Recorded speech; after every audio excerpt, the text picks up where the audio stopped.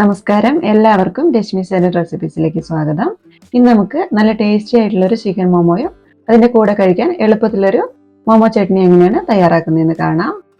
അതിനായിട്ടൊരു ബൗളിലേക്ക് 2 കപ്പ് മൈദ എടുക്കാം. ഇതിലേക്ക് 1/4 ടീസ്പൂണിന്റെ പകുതി ഉപ്പും 2 ടേബിൾ സ്പൂൺ ഒലിവ് ഓയിലും കൂടെ ചേർത്ത് കൊടുക്കാം.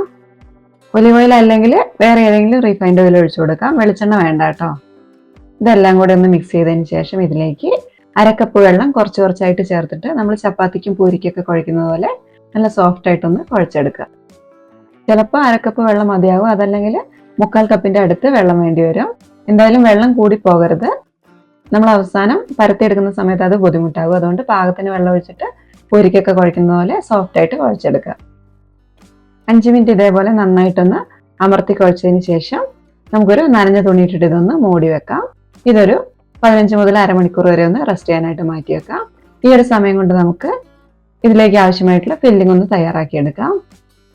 അതിനായിട്ട് ചിക്കൻ്റെ എല്ലില്ലാത്ത ബ്രസ്റ്റ് പീസ് 1/2 കിലോ എടുത്തിട്ടുണ്ട്. ഇത് ഇതേപോലെ ഒരു കട്ടിംഗ് ബോർഡിൽ വെച്ചിട്ട് നന്നായിട്ട് ചെറുതായിട്ടൊന്ന് കൊത്തി അരിഞ്ഞെടുക്കാം. മിക്സിന്റെ ജാറിൽ ഇട്ടിട്ട് വേണമെങ്കിൽ നമുക്കൊന്ന് അരച്ചെടുക്കാം. അതിനേക്കാളും നല്ലത് ഇതേപോലെ കൊത്തിയരിയാണെങ്കിൽ നമുക്ക് ഏറ്റവും ചെറിയ കഷ്ണങ്ങളായിട്ട് ചിക്കൻ കിട്ടുകയും ചെയ്യും, ഒരു വടങ്ങ അരഞ്ഞും പോവില്ല. ഇതൊരു ബൗളിലേക്ക് ഇട്ട് കൊടുക്കാം. ഇനി ഇതിലേക്ക് 3 സവാള ചെറിയ പീസായിട്ട് അരിഞ്ഞെടുത്തതും കൂടെ ചേർത്ത് കൊടുക്കാം. ഇത് ഏകദേശം ഒരു 2 കപ്പ് ഉണ്ടാവും. ഇതിലേക്ക് പാകത്തിനുള്ള 1/2 ടീസ്പൂൺ ഉപ്പും 2 ടേബിൾ സ്പൂൺ ഇഞ്ചി വെളുത്തുള്ളി പേസ്റ്റും 1/2 കപ്പ് മല്ലിയില അരിഞ്ഞതും 1/2 കപ്പ് ഉള്ളിത്തണ്ട് അരിഞ്ഞതും 1 ടീസ്പൂൺ കുരുമുളക് പൊടിയും 1 ടീസ്പൂൺ സോയാ സോസും 5 ടേബിൾ സ്പൂൺ ഒലിവ് ഓയിലും കൂടെ ചേർത്ത് കൊടുക്കാം. ഇതിലേക്ക് 1/4 കപ്പ് വെള്ളം കൂടി ഒഴിച്ചിട്ട് നന്നായിട്ടൊന്ന് മിക്സ് ചെയ്തെടുക്കാം. അതേപോലെ തന്നെ ഇതിലേക്ക് നല്ല സോഫ്റ്റ് ആയിട്ടുള്ള ബട്ടർ 1 ടീസ്പൂണും കൂടെ ചേർത്ത് കൊടുത്ത് നമ്മൾ ചേർത്തിരിക്കുന്ന എല്ലാ സാധനങ്ങളും ചിക്കൻ്റെ ഉള്ളിലേക്ക് നന്നായിട്ട് പിടിക്കുന്ന രീതിയിൽ കൈകൊണ്ട് അമർത്തി ഒന്ന് തിരുമ്മി യോജിപ്പിച്ചെടുക്കാം. ഇതിലേക്ക് ഒരു ചെറിയ കഷ്ണം ചിക്കൻ സ്റ്റോ ക്യൂബും കൂടെ ചേർത്തിട്ടുണ്ടെങ്കിൽ നല്ല ടേസ്റ്റ് ആയിരിക്കും. ഉണ്ടെങ്കിൽ ചേർത്ത് കൊടുക്കുക കേട്ടോ, ഇല്ലെങ്കിൽ ഒഴിവാക്കുക. ഇപ്പോൾ ഫില്ലിംഗ് റെഡി ആയിട്ടുണ്ട്. ഇതൊരു സൈഡിലേക്ക് മാറ്റി വെക്കാം.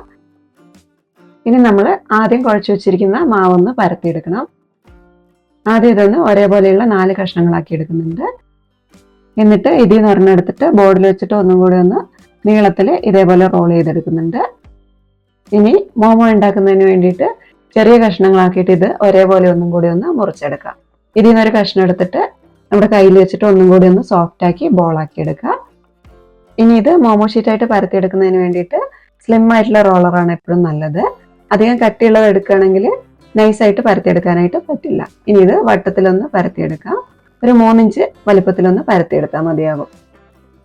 ഈ ഒരു രീതിയിൽ എല്ലാ ഷീറ്റും പരത്തിയെടുക്കുക. കുറേ എണ്ണം ഒരുമിച്ച് പരത്തി വെക്കുകയാണെങ്കിൽ നനഞ്ഞ തുണി വെച്ചിട്ടൊന്ന് മൂടി വെക്കണം, അല്ലെങ്കിൽ ഉണങ്ങിപ്പോകും. ഇനി ഫില്ലിങ് വെക്കുന്നതിന് എളുപ്പത്തിന് വേണ്ടിയിട്ട് കൈൻ്റെ ഉള്ളിലേക്ക് എടുത്തു വെക്കാം. എന്നിട്ട് ഇതിലേക്ക് നേരത്തെ റെഡിയാക്കി വെച്ചിരിക്കുന്ന ചിക്കൻ്റെ കൂട്ട് ആവശ്യത്തിന് വെച്ച് കൊടുക്കാം. 1-2 ടേബിൾ സ്പൂൺ മതിയാകും. ഇനി ഇതൊന്ന് ഒതുക്കി വെച്ചതിന് ശേഷം പ്ലേറ്റ് ചെയ്യുന്നതിന് എളുപ്പത്തിന് വേണ്ടിയിട്ട് നമ്മുടെ കൈൻ്റെ ഈ 2 വിരലിൻ്റെ ഇടയിലേക്കൊന്ന് പതുക്കെ കയറ്റി വെക്കാം. അതിനുശേഷം ഒരു ഭാഗത്തുനിന്ന് പിടിച്ചിട്ട് ആദ്യം ഒന്ന് നന്നായിട്ട് 2 സൈഡും കൂട്ടി ഒന്ന് അമർത്തി കൊടുക്കാം. ഒരു തവണ ഒന്ന് അമർത്തിയതിന് ശേഷം അടുത്തത് പ്ലേറ്റ് ആണ് എടുക്കേണ്ടത്. അതിന് വേണ്ടിയിട്ട് ഇടത് കൈൻ്റെ ചൂണ്ടുവിരലുകൊണ്ട് പതുക്കെ ഒന്ന് ഷീറ്റ് തള്ളിക്കൊടുത്തതിന് ശേഷം വലത് കൈ കൊണ്ടൊന്ന് പ്ലേറ്റ് ചെയ്ത് കൊടുക്കുക. എന്നിട്ട് പതുക്കെ ഒന്ന് അമർത്തി കൊടുക്കുക. ഇനി വീണ്ടും നമ്മൾ ആദ്യം ചെയ്തതുപോലെ തന്നെ ഷീറ്റിന്റെ 2 സൈഡും പിടിച്ചിട്ട് കൈ കൊണ്ട് ഒന്നും കൂടി ഒന്ന് അമർത്തി കൊടുക്കുക. ഒന്ന് അമർത്തിയതിന് ശേഷം വീണ്ടും പ്ലേറ്റ് ചെയ്യുക. അത് കഴിഞ്ഞിട്ട് വീണ്ടും 2 സൈഡും കൂട്ടിയിട്ടൊന്ന് അമർത്തുക, വീണ്ടും പ്ലേറ്റ് ചെയ്യുക. ഇതേപോലെ ഫില്ലിംഗ് ഒട്ടും പുറത്തു പോകാത്ത രീതിയിൽ പ്ലേറ്റ് ചെയ്യുക, പിന്നെ അമർത്തുക. അങ്ങനെ മുഴുവനായിട്ടൊന്ന് ഒട്ടിച്ചെടുക്കുക. ഇത് ആദ്യമായിട്ട് ചെയ്യുമ്പോഴാണ് നമുക്ക് ബുദ്ധിമുട്ടായിട്ടുണ്ടാവുള്ളൂ. എപ്പോഴും ചെയ്യുമ്പോൾ അത് പെട്ടെന്ന് തന്നെ ചെയ്യാനായിട്ട് പറ്റും. മുഴുവൻ ഭാഗവും കവർ ചെയ്ത് ഒട്ടിച്ചിട്ടുണ്ട്. ഇനി നമ്മൾ പ്ലേറ്റ് ചെയ്ത സമയത്ത് മുകൾ ഭാഗം കുറച്ച് കട്ടിയായിട്ടിരിക്കുന്നുണ്ടാവും. ആ ഒരു ഭാഗം 2 വിരലും വെച്ചിട്ട് ഒന്നും കൂടി ഒന്ന് അമർത്തി കട്ടി കുറച്ചെടുക്കുക. ഇപ്പൊ നല്ല ചന്ദ്രക്കല പോലെയുള്ള മോമോ കിട്ടും നമുക്ക്.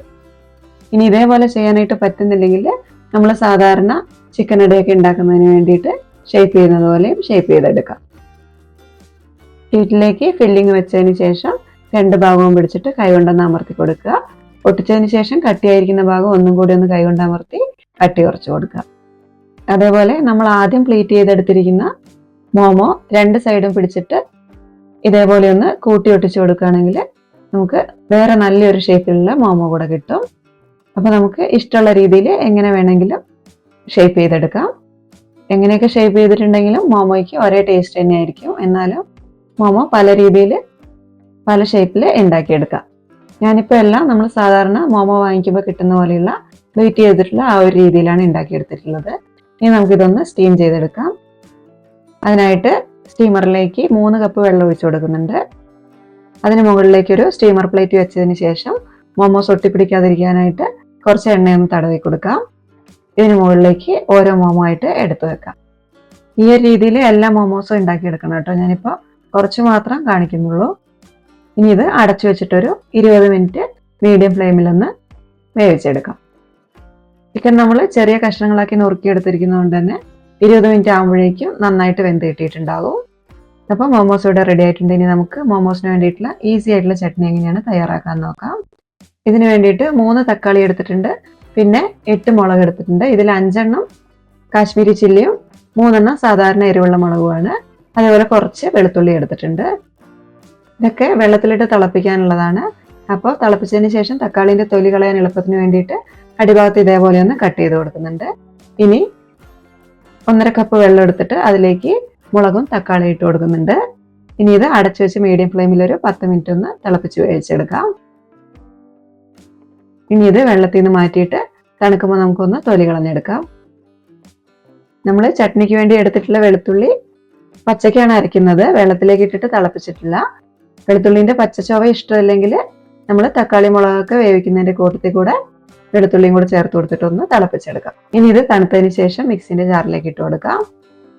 ഈ ചട്നിക്ക് ഒരുപാട് എരിവൊന്നും ഉണ്ടാവില്ല. നമ്മൾ കൂടുതൽ എടുത്തിരിക്കുന്നത് കാശ്മീരി മുളകാണ്. എരിവ് ഇതിലും വേണമെങ്കിൽ കുറച്ചും കൂടെ മുളക് ചേർത്ത് കൊടുക്കുക കേട്ടോ. ഇനി ഇതിലേക്ക് 1/2 ടീസ്പൂൺ ഉപ്പും 6 അല്ലി വെളുത്തുള്ളിയും കൂടെ ചേർത്ത് കൊടുത്തിട്ട് നന്നായിട്ടൊന്ന് അരച്ചെടുക്കാം. ഇത് തക്കാളിൻ്റെയും മുളകിൻ്റെയും കളറാണ് കേട്ടോ. ചട്നിക്ക് അധികം എരിവൊന്നുമില്ല, പാകത്തിനുള്ള എരിവ് തന്നെയുള്ളൂ. ഇനി നല്ല ചൂട് മോമോസ് ചട്നിയിൽ മുക്കിയിട്ട് കഴിക്കാം. അപ്പോൾ മോമോസ് ഇഷ്ടമുള്ളവർ ഇതേ രീതിയിലൊന്ന് മോമോസ് തയ്യാറാക്കി നോക്കുക. എന്നിട്ട് നിങ്ങൾക്ക് ഇഷ്ടമാവുകയാണെങ്കിൽ നിങ്ങളുടെ അഭിപ്രായം ഒന്ന് കമൻ്റായിട്ട് അറിയിക്കണേ. അതേപോലെ തന്നെ ഈ വീഡിയോ ഒന്ന് ലൈക്കും ഷെയറും കൂടെ ചെയ്യണം. കൂടെ തന്നെ ചാനലൊന്ന് സബ്സ്ക്രൈബ് ചെയ്തിട്ട് സപ്പോർട്ടും കൂടെ ചെയ്യണം. ഇതേപോലെയുള്ള നല്ല റെസിപ്പീസുമായിട്ട് വീണ്ടും കാണാം കേട്ടോ. അപ്പോൾ അതുവരെ നന്ദി.